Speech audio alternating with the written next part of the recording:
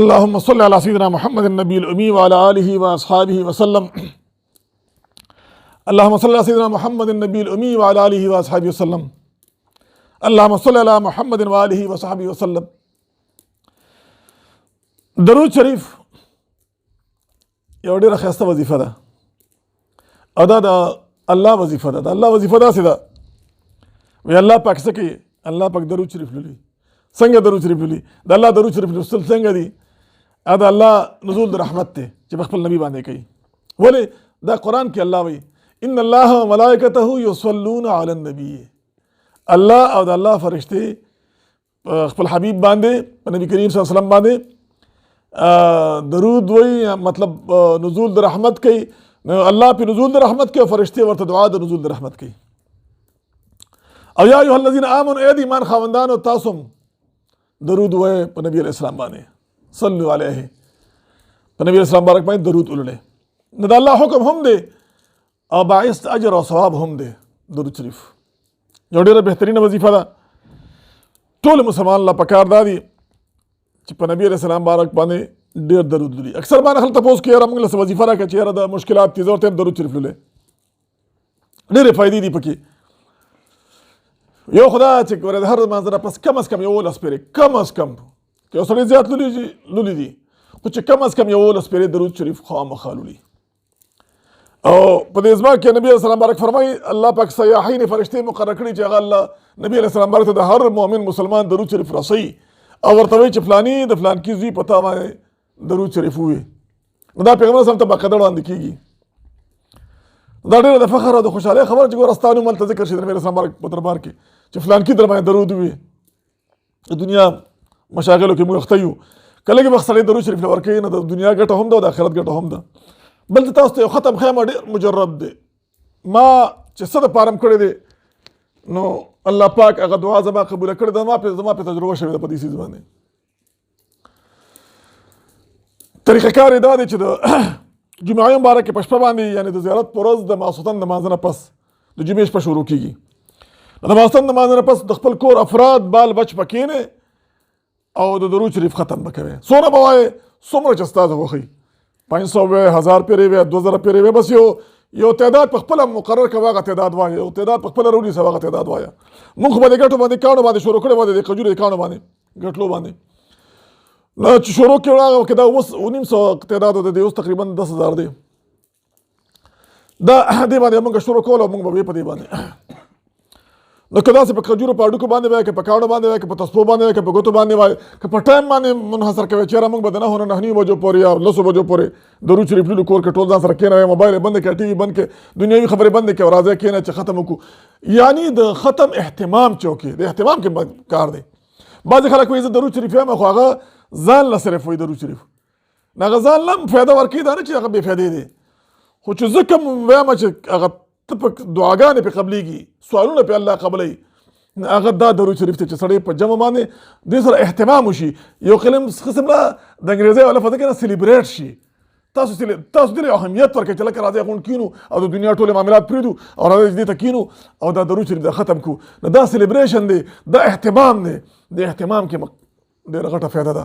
اصل کار په دا دی نو ځان سره بچي غونډ کښېنئ او درود شریف ختم وکړئ. بیا د هغې نه پس الله ته سوال وکړئ چې یا الله پاکه دا ختم چې موږ کوم ولوسته دا نبي علیه السلام بارک ته هم تحفه کړی دی او دې ثوابونه نبي علیه السلام بارک ته موږ تحفه کړي دي. یا الله ته بقا حمد نصیب کړي او د نبي علیه السلام بارک په توفیق سره دې ثوابونه نبي علیه السلام بارک اهل بیتو ته هم بخلي دي، د نبي علیه السلام صحابه کرامو ته هم بخلي دي، د اولیاء اعظام او علماو ته او بیا خپل والدینو ته وبخئ، مشرانو مردګان څونه نیانکونه چې څونه مړه دي خدای ټول ته دې ثواب ورسوي او بیا ټول عالم اسلام ته دې ثواب ورسوي. نو ګوره ستا په ثواب کې هېڅ کمی رانغی، خو دا ثواب د ټولو باندې تقسیم شي، هغه اجر دې په عمل نامه کې ډېر شو. بیا د هغې نه پس ته الله ته سوال وکړه چې یا الله پاکه حدیث مبارک راځي چې کله چې بل دپاره دعا وکړي الله بیا ستا دعاګانې قبلوي. نو ته چې د دې دا ثوابونه خلکو ته وبخې دې مړو ته، نو تا نور مسلمانانو دپاره دعا وکړله، اوس دې نه پس چې ته دعا کوې هغه دعا به دې خدای قبلوي.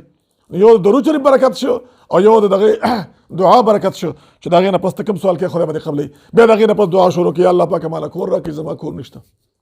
دا موږ چې پکې ناست یو دا کور چې موږ اخیستو اراده مو کړله چې موږ دا ختم شروع کړو، زما په خیال به 15 جمعه باندې الله پاک دې سودا کړې وه. که د بچو د ودونو دپاره شي الله پاک په هغه مرحله هم سرته ورسوي، که د روزګار دپاره یو کښېنیسي الله پاک هغه مرحله هم سرته رسوي. چې څه کار پې نیسي کوم کار دپاره چې دی هغه کار به الله پاک پوره کوي، خو په استقامت سره او په صبر سره او د الله نه به سوال کوي نو انشاءالله العزیز چې الله به د ټول مشکلات حل کوي. او نمبر په نمبر چې څونه دعاګانې پکړي نمبر ټولې دعاګانې به د خدای قبلوي. دا خو دعاګانې د قبولیت شو.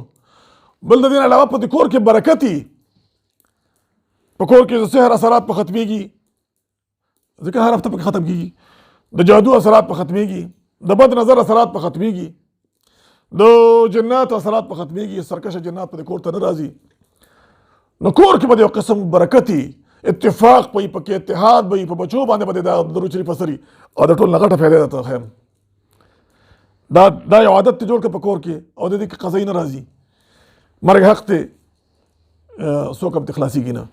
که سبا ته مړ شي د دنیا نه لاړ شي ستا بچو کې به د عادت پروت وي، هغې چې جمعې شپه کېږي هلکه راغونډ شي راځه چې ختم وکړو، هغې به ختم کوي او دغسې چې ته دعا څنګه کوې چې خپل نیا نیکونو ته د دې ثواب بخي، هغې بیا ثواب یا تا ته بخي چې خدای پاکه د دې پلار ته زموږ مور ته دې ثواب ورسوي. هغه یو قسم لا دا د زیاتي دا د آخرت بېله ګټه شوه، صدقه جاریه شوله.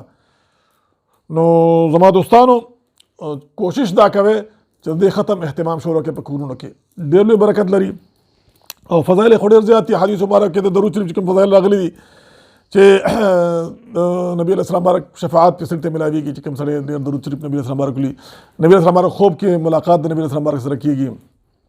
او بله غټه خبر ده چې هغه یو سباقیات بعضې کتابونو راغستې دي چې الله پاک پې هغه بعضې کسانو ته نجات ورکړی دی په دې په برکت باندې، درود شریف برکت باندې.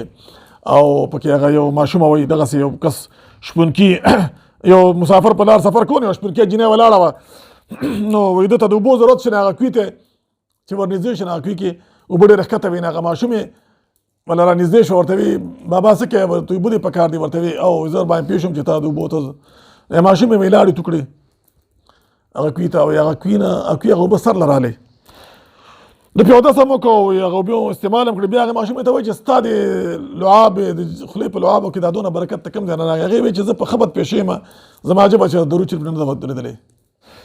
نو بعضې خلک دا تپوس کوي چې یاره درود شریف مونږ کوم ووایو، درود ابراهیمي ووایو.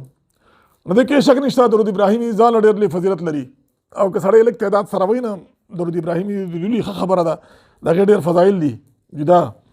خو که داسې جمع سره اهتمام سره وایي او داسې پټ ګڼ تعداد سره وایي او ډېرې وایي او اکثر ماشومان پکې شامل وي نو بیا هر یو درود شریف چې چاته اساني مختصر نه مختصر درود شریف ته ځکه دا خو نبي اسلام ته د رحمت دعا ده، د رحمت دعا کې هر په انداز سره وایي، هر څنګه چې وایي مسنون بلا درود شریفونه موجود دي په دې کتابونو کې چې کوم مختصر درود شریف دي تاسو ته اساني هغه لولئ الله بدل اجر درکوي. ګورئ انما الاعمال بالنیات، عمل د رمضان په نیت سره چې کوم نیت یې سړی لولي الله پاک هغه نیت سړي ته رسوي او دا د نبي اسلام سره د محبت اظهار هم دی.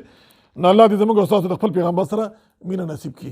نو الله پاک ډېر فضیلت ورکړی درود شریف له لولئ بچي ځان سره په دې باندې عادت کې الله دې تاسو له موږ ټول د دې د لوستلو توفیق راکړي. وما علینا الا البلاغ.